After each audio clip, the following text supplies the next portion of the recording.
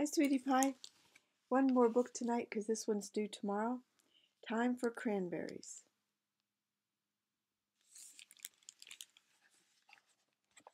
I don't know much about how cranberries grow. The white crane-shaped blossoms that arrive in late spring are long gone. All summer the vines have grown in sandy soil. Now they hang heavy with berries. The cool autumn winds have turned them a rich red color. That means it's time to start harvesting. Time for cranberries. That's interesting.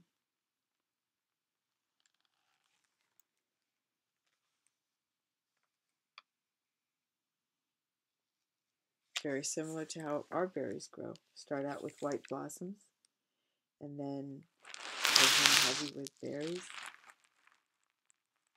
and they ripen. Oh, lovely picture, lovely picture. Oh, these are beautiful paintings. And you see the geese, the fox, and the woodchuck, and the crane, and the deer. Oh, just beautiful. And of course the house. A Time for Cranberries by Lisa Dettelson and illustrated by Jed Henry. Dad's pickup truck thumps and bumps down the road. Mom and I bounce in the back seat as he drives through our cranberry marsh. It's harvesting time, and I'm finally getting old enough to help.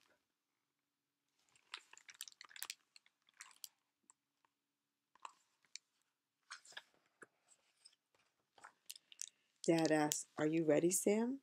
Yes. We hop out, and our waders slip and slurp in the mud.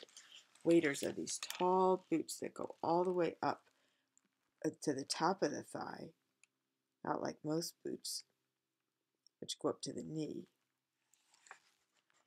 The first beds where the cranberry vines grow have been flooded for picking.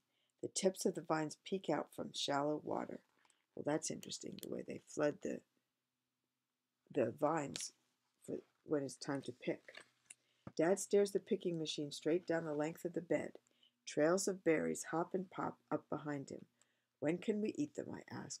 When we're done harvesting, Mom says. Now it's time for booming. Now you see it's fall, so you've got the geese overhead, and well, don't know what else, but I guess most things ripen. They've ripened all summer, and you pick them in the fall. We keep flooding the picked bed until the vines are completely covered and the berries bob on the water. We pull the boom off a giant spool, and it slaps and flaps the water as we toss it in. The foam-filled boom floats just like the cranberries.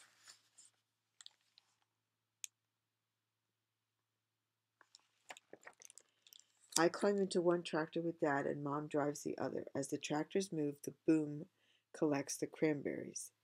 I watch to make sure we catch every single one. Time for eating, I ask. Not yet, Dad says. Time for corralling. So these pictures really help you to see it. It's really like learning this. They flood it, and then this thing called the boom picks them up.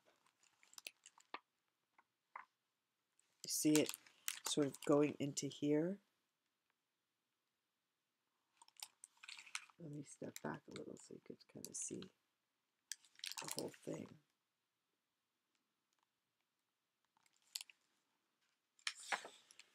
We wade in, huffing and puffing as we lasso the cranberries. The wet boom zooms through my hands. I slide and slip.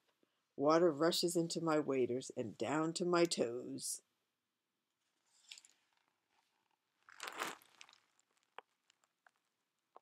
His mom's dry, but he falls a bit and gets water inside his waders, those big rubber boots. As I fall, Dad pulls me back up and hollers, "Time for splashing." Mom laughs as she sprays Dad with a wet blast of berries. We slish and splash until the autumn air makes me shiver. Dad lifts me up out of the boat, and I squish back to the pickup. I always say you're not a cranberry grower until you fall in, Dad says. I have to change into dry clothes, but cranberry growers like me don't mind. You need to be prepared for everything when it's time to harvest.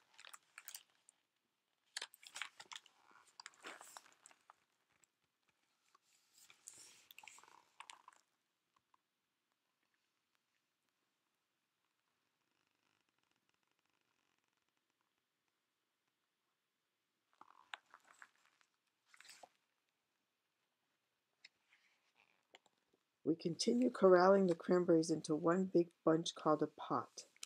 I need every bit of my super strength to help Dad heave the boom against the weight of all those berries. As we tighten the boom, 2 spinning paddles push the cranberries to the suction pump and into the cleaner.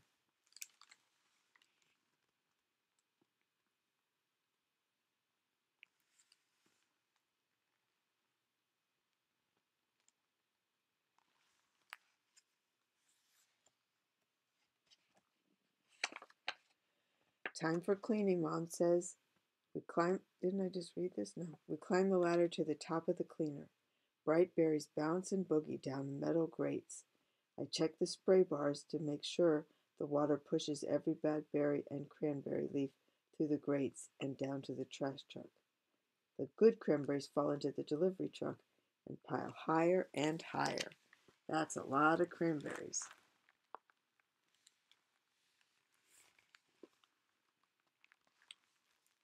I think I'll make something with cranberries tomorrow. I happen to have some. Look at all those cranberries, I say. Is it time for eating now? Almost, Dad says, but first it's time for delivery.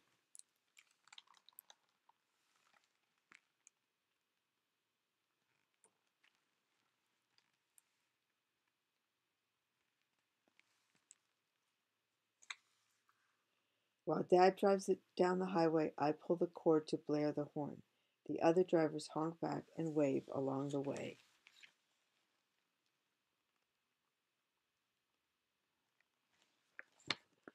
At the receiving station, the smell of fresh cranberries fills the air.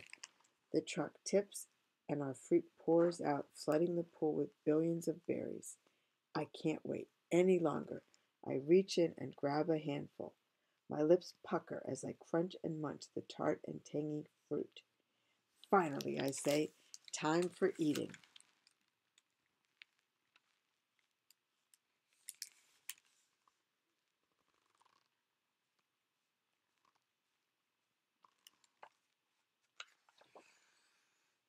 Day after day, week after week, we harvest.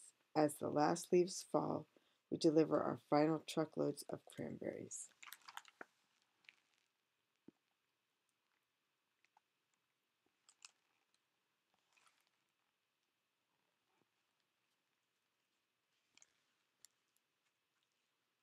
It's kind of fascinating. One frosty morning, I follow my nose to the kitchen. The oven door clangs and bangs as Mom takes out our cranberry pies. Yes, I cheer. Time for Thanksgiving.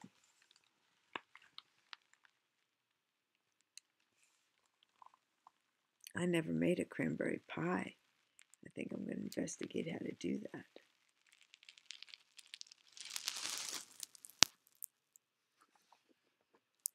I love every season on our marsh, but I think fall will always be my favorite. For cranberry growers like me, fall means it's time for cranberries. And for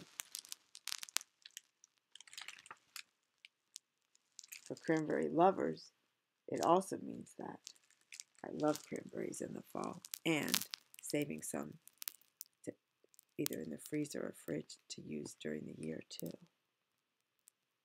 Oh, that's lovely. Look at them on the porch. The leaves falling and the geese overhead. The sun setting.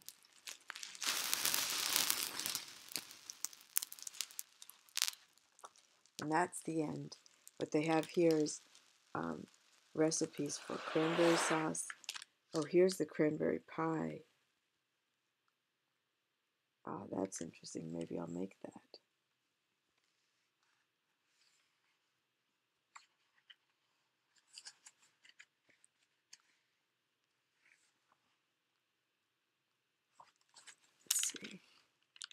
I'll read the author's note.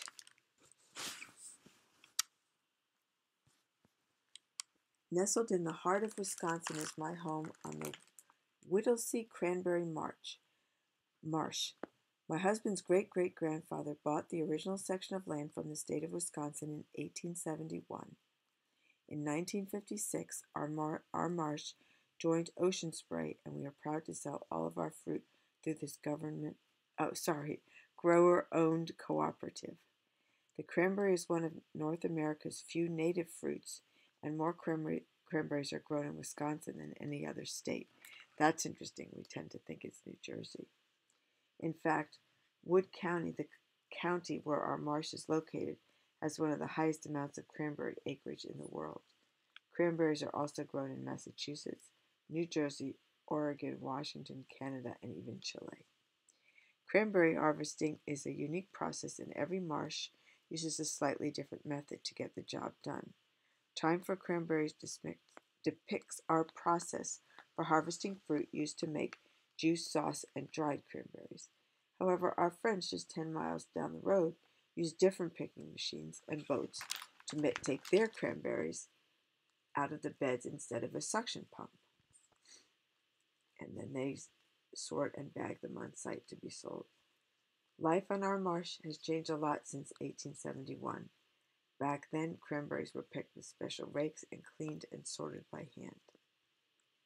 Thanks to new innovations, what used to take dozens of workers several months to harvest can now be done with 8 workers in 3 weeks, but it still takes everybody working together, like the family in this book, when it is time for cranberries. And this very end thing, it says, "This book is my love letter to you, our family, and the cranberry community."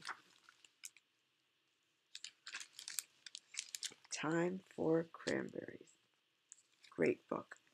I love you, sweetie pie. I hope you're sleeping really well. Malcolm and Munchie are right next to me. Let's see if we can see them.